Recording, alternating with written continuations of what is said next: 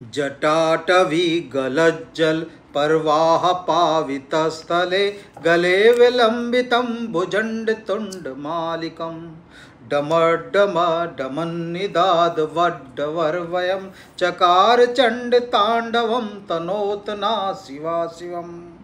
ओम नमः शिवाय। चलिए, सबसे पहले तो आने वाले सावन की बहुत बहुत बधाई आपको। कल से सावन स्टार्ट हो जाएगा।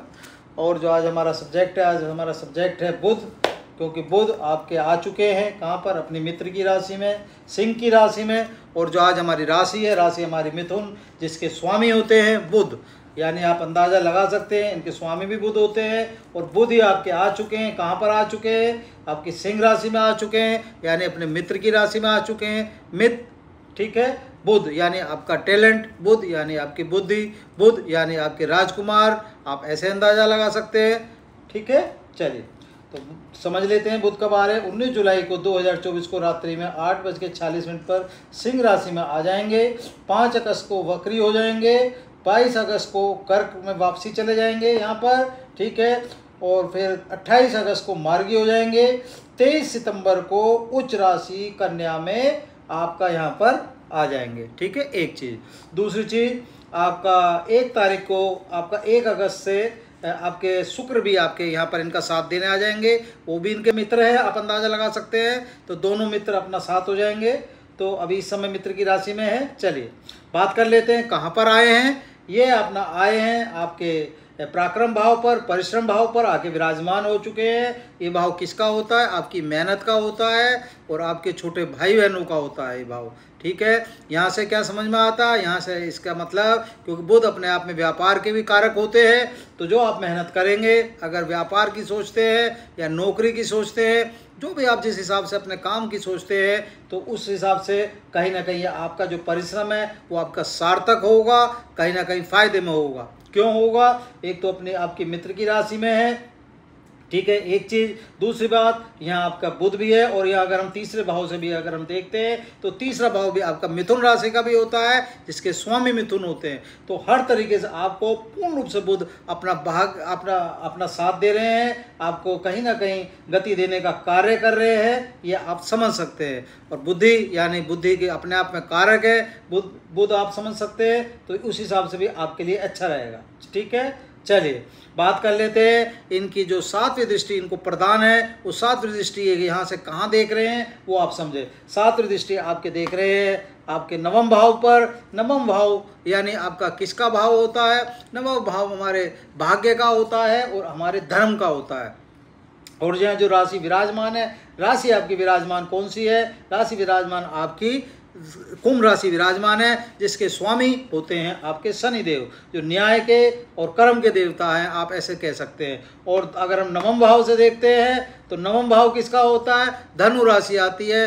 धनु राशि किसकी है? धनु राशि के स्वामी कौन होते हैं? धनु राशि के स्वामी होते हैं गुरु बृहस्पति। तो शनि भी आपके मित्र हो गए इनके, और आपके बृहस्पति भी इनके मित्र हो गए। तो क्या होगा? यहाँ भी हमें पूर्ण रूप से फायदा होगा, क्योंकि ये भाव हमारा भाग्य का और हमारे धर्म का है। तो एक चीज़ तो हमें यहाँ विशेष ध्यान रखनी है, अगर हम 100 रुपये कमाते हैं तो हमें प्रयास करना पड़ेगा या करना भी चाहिए। अगर हम 100 रुपये कमाते हैं तो उसमें से एक भाग कुछ ना कुछ निकालने की कोशिश ज़रूर करनी चाहिए, जो हम भगवान के नाम पर, धर्म के नाम पर या किसी भी गरीब के नाम पर जो निकालें या किसी की मदद कर सके। यहाँ पर कोशिश करें कि अगर हम किसी गरीब को या किसी भूखे को अन्न खिलाने का काम करते हैं, किसी गरीब को वस्त्र देने का काम करते हैं या किसी ज़रूरतमंद को उसकी मतलब काम देने का काम करते हैं, तो कहीं ना कहीं हमारे हिसाब से बहुत अच्छा होगा और बहुत उत्तम होगा। और वैसे भी कल से आपका सावन भी शुरू हो जाएगा। सावन में अगर आप किसी की मदद करते हो तो ये भी एक पूर्ण रूप से बहुत अच्छी बात है कि आप किसी के लिए कुछ करते हो, ठीक है। चलिए बात कर लेते हैं आपके मैरिज हाउस की। मैरिज हाउस, अच्छा, मैरिज को हम देखते हैं अगर आपकी कैसी रहेगी मैरिज संबंधी बातें, तो यहाँ से समझ लेते हैं। जो आपके शादी का भाव है, जो आपके पार्टनर का भाव है, जो आपकी वाइफ का भाव है, पत्नी का भाव है, पति का भाव है, उसे समझ लेते हैं। यहाँ जो राशि विराजमान है, यहाँ जो राशि विराजमान है हमारी धनु राशि विराजमान है। और दूसरी राशि के हिसाब से हम देखते हैं, सप्तम भाव के हिसाब से देखते हैं, तो यहाँ तुला राशि विराजमान होती है। और तुला राशि के स्वामी कौन होते हैं? शुक्र होते हैं। शुक्र भी इनके मित्र हैं और आपके ये भी इनके मित्र हैं, ठीक है। गुरु बृहस्पति भी इनके मित्र हैं। तो यहाँ भी क्या होगा? गुरु से हम क्या देखते हैं, गुरु से हम धन को भी देखते हैं, गुरु से हम परिवार को भी देखते हैं। आप ऐसा अंदाज़ा लगा सकते हैं, ठीक है।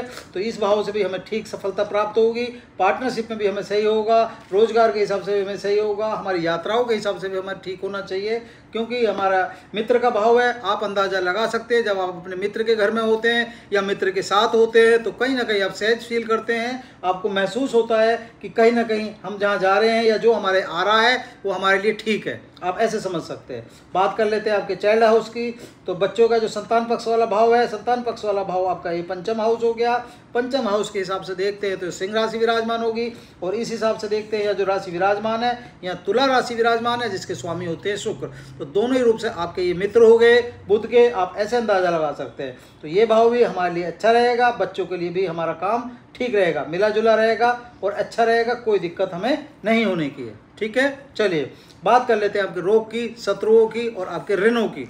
जो आपका डिजीज का भी भाव है, आपकी नौकरी का भी भाव है, आप ऐसे अंदाजा लगा सकते हैं, और आपके ऋणों का भी भाव है। तो वहाँ जो राशि विराजमान है, वहाँ राशि विराजमान हमारी कौन सी, वृश्चिक राशि विराजमान है जिसके स्वामी होते हैं आपके मंगल। और मंगल से थोड़ा सा हमें सावधान होकर चलना पड़ेगा, मंगल को थोड़ा सा मना के चलना पड़ेगा, ये आप समझ लें, ठीक है। या मंगल का थोड़ा सा ध्यान रखेंगे तो मंगल से फायदा ले लेंगे, नहीं तो अननेसेसरी दिक्कत मंगल से उत्पन्न हो सकती है। आप ऐसे अंदाजा लगा, क्योंकि ना इनके मित्र हैं ना इनके मित्र हैं, आप ऐसे अंदाजा लगाएं, ठीक है। तो कहीं ना कहीं दिक्कत खा सकते हो, तो इसलिए मंगल को पहले ही साध के चलो। साध के लिए क्या करना पड़ेगा आपको, उपचार के तौर पर, उपाय के तौर पर आपको प्रयास करना है, हनुमान चालीसा का पाठ कर लें और कोशिश करें हम अपना मंगल के मंगल अगर 5 लड्डू का भोग या कोई भी भोग आप भगवान हनुमान जी को लगाने का प्रयास करेंगे या कोशिश करेंगे तो कहीं ना कहीं आपके लिए अच्छा होगा। बात कर लेते हैं आपके धन भाव की। तो धन भाव द्वितीय भाव की, जो द्वितीय भाव में जब हम धन को देखते हैं वहाँ जो राशि विराजमान है, वहाँ राशि विराजमान आपकी कर्क राशि विराजमान है जिसके स्वामी होते हैं आपके चंद्रमा। और चंद्रमा क्या है, चंद्रमा आपका मन है, आप ऐसे समझ सकते हैं। मन चंचल होता है, मन के हारे हार है, मन के जीते जीत है, आप ऐसे अंदाजा लगाएं। कल से सावन शुरू हो जाएगा तो चंद्रमा को भी पूर्ण रूप से सही करने का उपाय हम आपको बता देते हैं। अगर आप सावन के सावन प्रयास करेंगे या कोशिश करेंगे या रुद्राभिषेक या जलाभिषेक जो भी करेंगे, आप शिवलिंग पर दूध दही चढ़ाने का अगर आप कार्य करेंगे तो कहीं ना चंद्रमा अपने आप ठंडा होगा, शांत होगा और आपके लिए कहीं ना कहीं फायदे का कार्य करेगा, ठीक है। तो यहाँ भी आपके लिए अच्छा रहेगा, कोई दिक्कत नहीं है, इनसे भी आप फायदा ले सकते हैं। उपाय के तौर पर आप एक काम और कर सकते हैं, अपनी जो आपकी छोटी भाई बहनें हैं उनका विशेष ध्यान रखें, और हो सके तो बुधवार अपना अगर तुलसी लगाने का कार्य करते हैं तो वो भी आपके लिए अच्छा होगा। जो भी आप पौधारोपण अपना करना चाहते हैं वो आपके लिए कहीं ना कहीं बेस्ट होगा, आप ऐसे अंदाज़ा लगा सकते हैं, ठीक है। साबुत हरी मूंग का दान करें, वो भी आपके लिए अच्छा होगा। गौ माता को अगर चारा खिला सकते हैं और अच्छा होगा, आप ऐसे समझ सकते हैं। और अगर विष्णु भगवान की अनुकंपा चाहते हैं तो पीले फूल उन्हें चढ़ाने का कार्य करें, आपके लिए अति उत्तम होगा, आप ऐसे समझें। और ये महीना, ये जो 66 दिन आपको मिले हैं, क्योंकि 66 दिन के लिए आए हैं बुध, तो ये समझ लो आप, बुध क्या है, बुध आपका व्यापार है, बुध क्या है, बुध आपके राजकुमार है, बुध क्या है, बुध आपकी बुद्धि है, आप ऐसे लगा लो, बुध आपके इंटेलिजेंस है, ठीक है ना। तो ये सारी चीज़ों का अगर आप पूर्ण रूप से इनकी अनुकंपा पाते हो या चाहते हो तो जो हमने बताया इस पर थोड़ा सा विशेष ध्यान रखेंगे तो कहीं ना कहीं अपने मनोरथों में पूर्ण रूप से प्राप्ति कर लेंगे। इस बात की गारंटी हम आपको दे सकते हैं। और पुनः हम आपको सावन के महीने की बधाई देते हैं, ठीक है। ओम नमः शिवाय, धन्यवाद।